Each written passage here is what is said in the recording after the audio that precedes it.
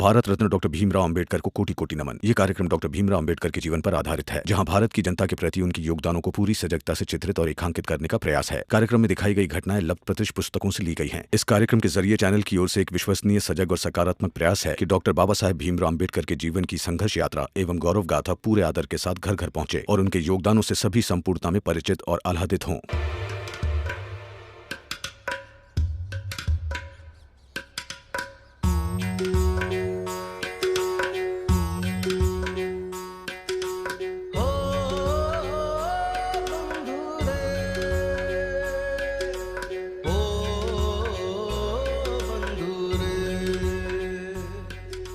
अब देख तुमको कैसा मजा चखाता हूं। ढूंढो मुझे तुम अभी।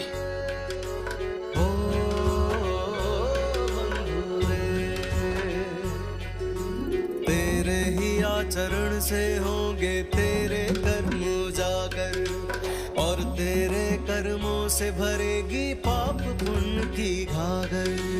ओ बंधु रे, ओ बंधु रे, ओ बंधु रे, ओ बंधु रे। भीम भैया उस भीड़ की तरफ चलेगा क्या? ये बाबा उस भीड़ में तो नहीं छुपे? हाँ चलो। ये यहाँ भी आ गए। ढूंढो, मैं चलता हूँ। रुक जाइए, कागज दीजिए, कागज दीजिए, कागज दीजिए, कागज दीजिए पुरुषोत्तम काका। मैं फकीर पढ़ना ना जानूं पर इतना तो जानूं, मैं फकीर पढ़ना ना जानूं पर इतना तो जानूं। भाव प्रेम सब नदियां जैसे और तेरा मन सागर, तेरे ही आचरण से होंगे तेरे कर्म उजागर।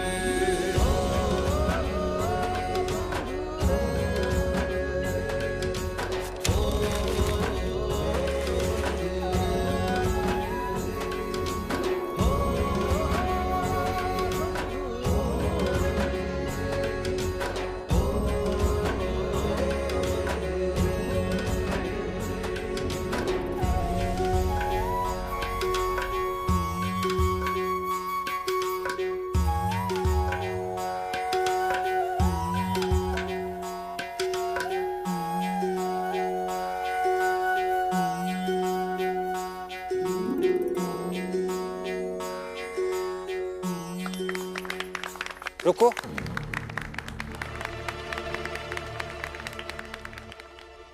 तुम और तुम, पहले ये बताओ आखिर तुम दोनों को ये कागज क्यों उठाने दिए जाएं? ए बुड्ढे, कौन हो तुम जो ऐसे सवाल पूछ रहे हो? हमारे बाबा के खिलाफ एक भी शब्द नहीं बोलोगे। नहीं बोलोगे? मैं कौन हूं बाद में बता दूंगा, लेकिन सवाल पहले मेरा है। आखिर तुम दोनों को ये कागज क्यों उठाने दिया जाए? झगड़ा मेरे और इस भीमराव के बीच में था, तो इसे सुलझाने का मौका भी हम दोनों को मिलना चाहिए। जिसकी जितनी ताकत उसके उतने कागज। और तुम्हें? बाबा, ताकत के हिसाब से कोई कैसे कुछ चुन सकता है? अगर ताकत के हिसाब से चुनने लगेंगे तो कमजोर व्यक्ति कभी कुछ चुन ही नहीं पाएगा। ना वर्तमान, ना अधिकार, ना प्रेम, ना भविष्य, कुछ भी नहीं। इन कागजों पर मेरी तकलीफ लिखी है मैंने, मेरा सवाल लिखा है। ये मेरे भविष्य से जुड़े हुए हैं।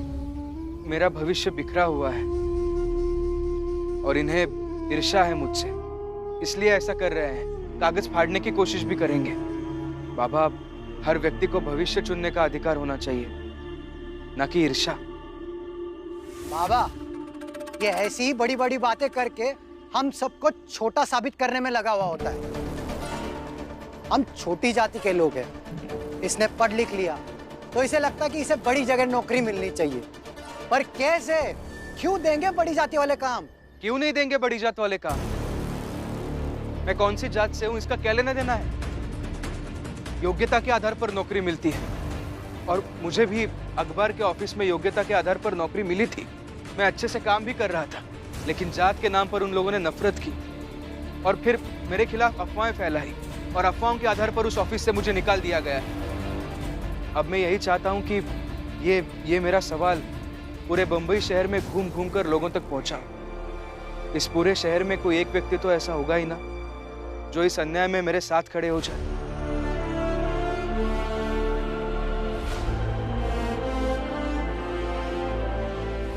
आगे बढ़ो और कागज उठाओ। ऐसे कैसे उठाओ? ये सब नहीं चलेगा। अरे बेवकूफ, तुम्हारे सामने जो बैठे हैं वो मामूली बाबा नहीं है, बड़े प्रसिद्ध समाज सेवक गाड़गे बाबा के परम शिष्य सेवाराम बाबा।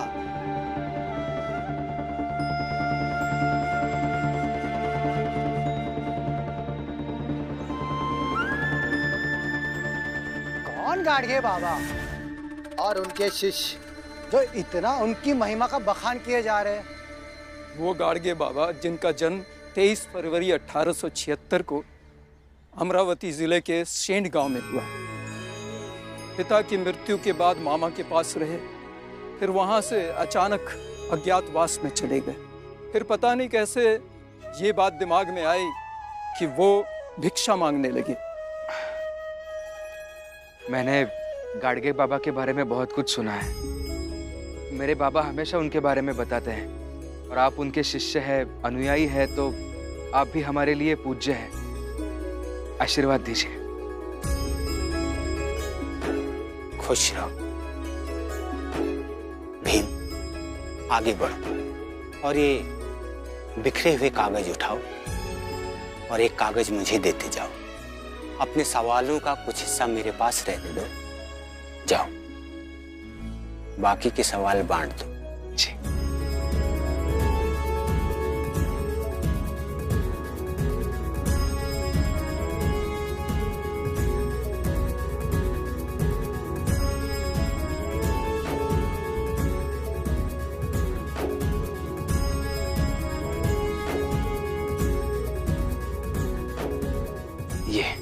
ये लीजिए।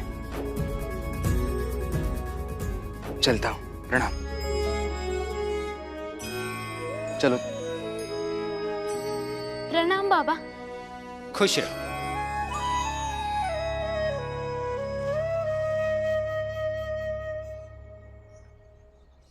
कैसे फकीर हो? वो तुम्हें बेवकूफ बना गया और तुम भावुक हो गए। भीमराव अंबेडकर था वो, और उसने हमें बेवकूफ नहीं बनाया, बल्कि उसके साथ आज मेरी ये भेंट एक यादगार भेंट हो गई। एक पढ़े लिखे भीम से एक अनपढ़ फकीर की भेंट।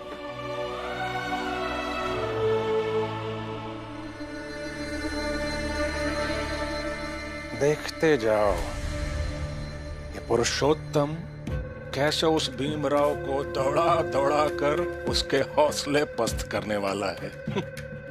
फिर उस थके हारे भीमराव के पास अगर एक हाथ पर्चा भाग्य से बच भी गया और उसने उसे कहीं चिपका भी दिया, तो उस एक पर्चे को देखकर पूरा शहर थोड़ी आएगा उस भीमराव को नौकरी दिलवाने। अरे लोगों के पास काम धंधा है कि नहीं? समय आ गया है उस भीमराव के घुटने टेकने का। बस थोड़ा समय और इंतजार। चलो भाइयों, अपने अपने घर चलते हैं। आज का खेल खत्म। चल बेटा महिपाल, चलिए। नमस्कार। बाबा, पुरुषोत्तम ने जमकर दौड़ाया होगा उस भीमराव को। हाँ, आज तो होश ठिकाने आ ही गया होगा। बड़ा ज्ञानी बनता है।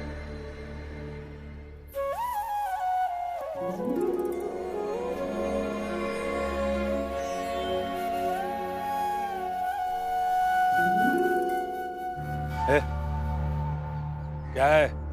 क्या चाहिए? ऐसे क्या देख रहे हो? हा? देखने में बड़े आदमी लगते हो। देखने में बड़े आदमी लगते मतलब? अरे बड़ा आदमी हूं मैं। नाम तो सुना ही होगा, मेघनाथ नाम है मेरा। ये मेरा बेटा महिपाल, क्या चाहिए? इस पर्ची के बारे में मालूम है?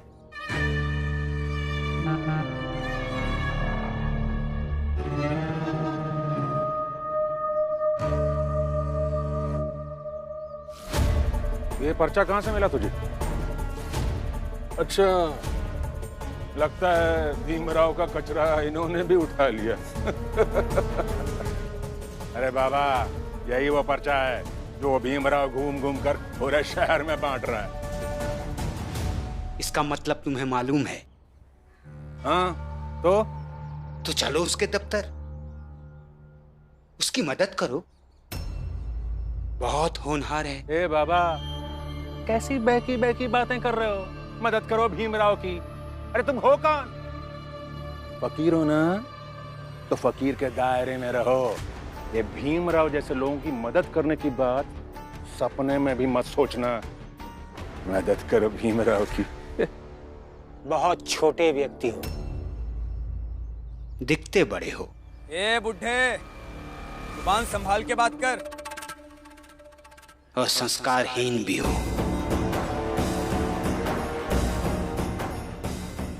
जो व्यक्ति दूसरे की मदद करने से बचता हो, वो व्यक्ति कभी बड़ा नहीं हो सकता।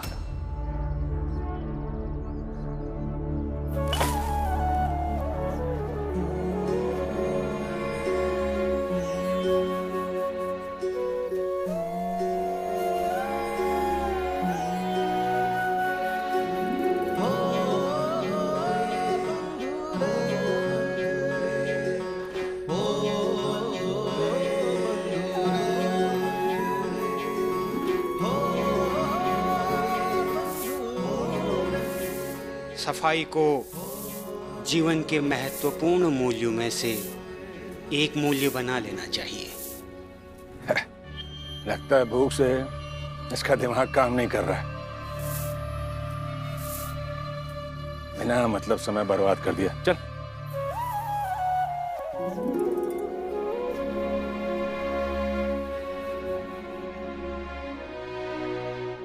अब ये देखिए, ये लीजिए। ये मेरा एक सवाल है, आप इसे पढ़िएगा और अगर मेरी कुछ मदद कर पाएंगे तो अच्छा हो जाएगा।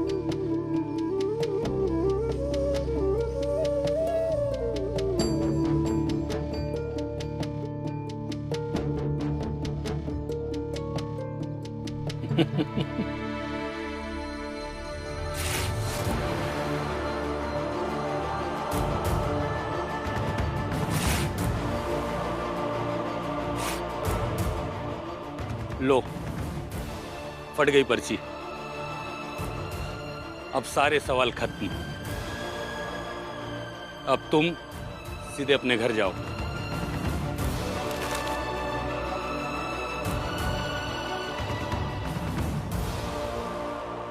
भीम भैया, ये कैसे घटिया लोग हैं? इन लोग को देखकर इतना गुस्सा आता है।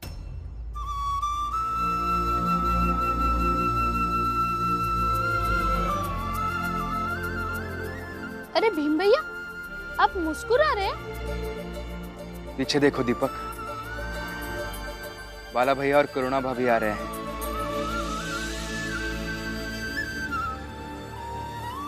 चलो। बाला भैया, कहाँ चले गए थे आप? और क्यों ऐसा करते हो हमेशा? जब गुस्सा रहते हो तब भी बिना बताए चले जाते हो, जब गुस्सा नहीं होते हो तब भी बिना बताए चले जाते हो। अब ये कहीं नहीं जाएंगे बिना बताए भीम भाव। मैंने इनसे कहा था सबको बता देते हैं, मगर इन्होंने कहा कि भीम अक्सर कहता है नई शुरुआत कभी भी की जा सकती है। इसीलिए मैं करुणा को यहाँ से दूर ले गया। बहुत सारी बातें की और एक नई शुरुआत करके आया। अच्छा हुआ बाला भैया आप आ गए। मेरे बाबा मेरे जीवन की नई शुरुआत करने में लगे। आप अपनी भाषा में समझेंगे तो क्या पता समझ जाए। नई शुरुआत? मैं कुछ समझा नहीं। मतलब वो पुरुषोत्तम काका कह रहे हैं कि इसकी शादी करानी है इस उम्र में। मैंने बहुत समझाया, हम सबने विरोध किया, लेकिन किसी की नहीं सुन रहे हैं। बस लड़ रहे हैं, झगड़ रहे हैं और भला बुरा कह रहे हैं। इसमें कौन सी नई बात है भी? तुम्हारे लिए तो ये रोज का काम है। तुम्हारे जीवन में तुम हमेशा विरोधकों के साथ ही तो रहे हो। विरोधक हमेशा तुम्हारे आसपास रहे, लेकिन फिर भी तुमने हमेशा उचित तरीके से उन्हें समझाया। वैसे ही पुरुषोत्तम काका भी समझ ही जाएंगे। बस बात इतनी है कि उन्हें समझ आने तक वो क्या क्या खोएंगे वो पता नहीं।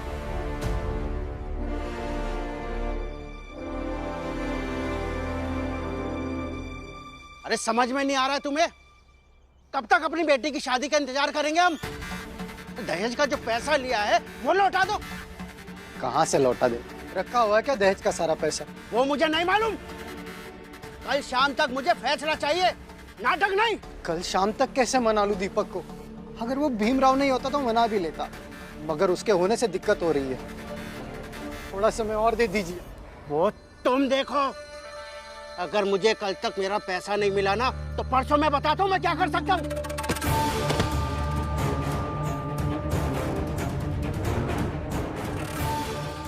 ध्यान रखना जो कहा है।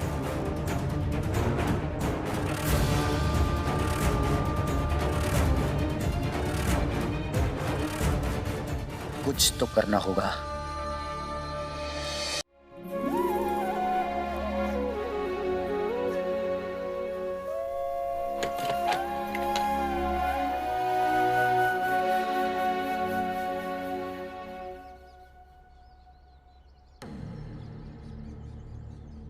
भिक्षा दोगे?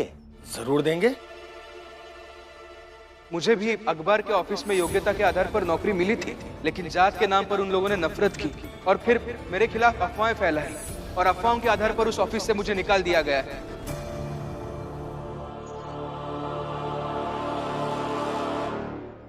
भले व्यक्ति लगते हो, लेकिन भिक्षा लेने वाले से पूछोगे नहीं कि उसे क्या चाहिए? क्या चाहिए?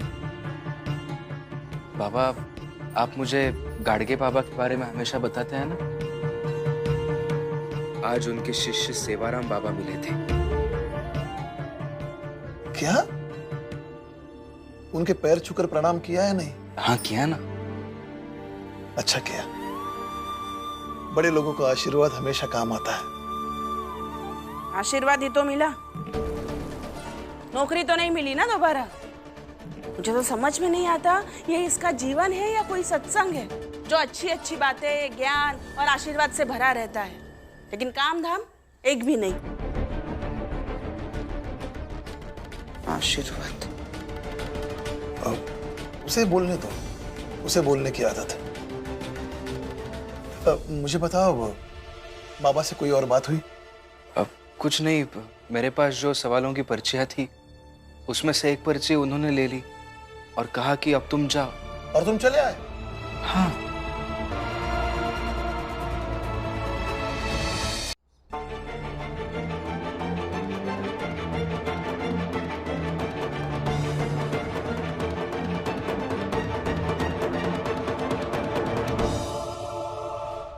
एक भिक्षु से पूछोगे नहीं कि उसे क्या चाहिए? क्या चाहिए आपको?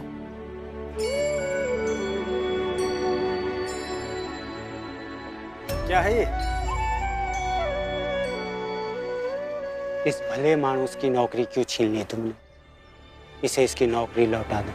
तो अब एक फकीर इस शहर में भीमराव की लड़ाई लड़ने आया है। न्याय के कई रूप होते हैं, कई चेहरे होते हैं। ये एक फकीर का चेहरा है, उसे उसकी नौकरी लौटा दो। जाइए, जो करना है कर लीजिए। भीमराव को नौकरी मिलने से रही।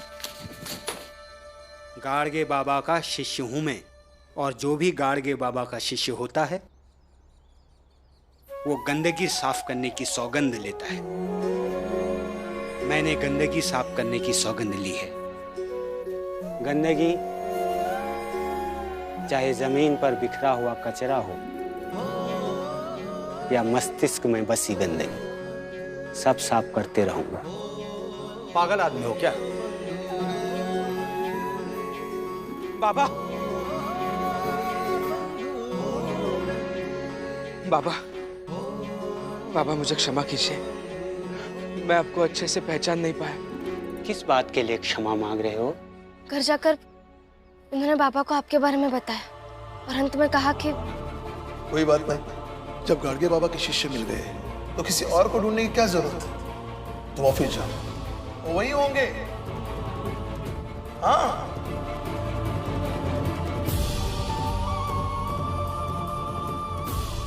क्षमा कीजिए मुझे, मैं सच में आपको अच्छे से पहचान नहीं पाया। आप यहाँ मेरी लड़ाई लड़ते रहे और मैंने आपको ऐसे ही अकेला छोड़ दिया। मैनेजर साहब, एक पढ़ा लिखा भीम और एक अनपढ़ फकीर बाबा साथ आ गए हैं। अब तो ये ताला टूटेगा।